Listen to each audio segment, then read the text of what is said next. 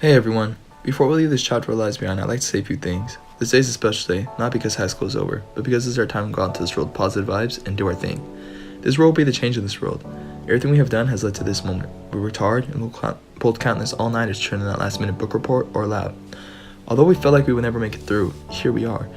I noticed as I grew up when we are younger, we constantly wish that we can be older, so that we can do what the older kids do and what the little kids can't. Sadly though, in the end, we realized when we had our party for us turning 6 and our relatives would say, "You're growing up too fast." They weren't kidding.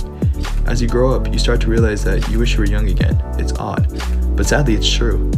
You didn't realize what you were wishing for when you were 6 and wanted to do the things that your 15-year-old cousin was doing. We all paid a price for those careless wishes that we all made. Although the price was big but beneficial and interesting, I remember my experience from transferring from Montessori to elementary and how I dealt with the whole climate change. I was so used to the Montessori school that when I got to ILC, I was so lost and scared to stay a whole day in school, unlike Montessori. I'd cry for my mom every day because I wasn't used to the change. There were kids that I made friends with, and it got to the point where I enjoyed first grade. I got used to my teachers, that when I found out I needed to go to second grade and get a new teacher, I wasn't ready. I didn't really understand what it was. It may have been I was holding on to those memories of first grade and my teacher, Mrs. Hand.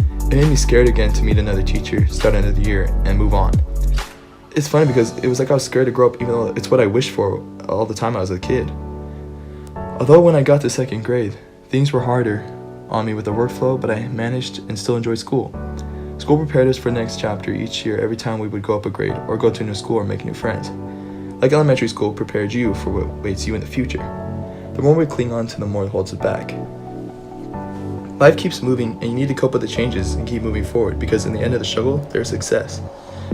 There's something I remember from a motivational video by Eric Thomas. He said, "Pain is temporary. It may last for a minute or an hour or a day or even a year, but eventually it will subside and something else will take its place."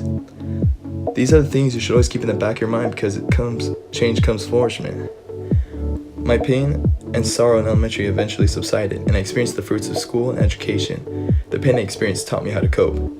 But now we should know that you can't wish for things you want to happen or you need to happen. Speak them into existence, manifest these things in your life, and go far. Go out there and use what you've learned and collected as you grew up. We've been waiting for this moment and we just need to ride the wave. Congratulations, class of 2019. Remember, don't be scared. Just go out there and experience what life has gave us.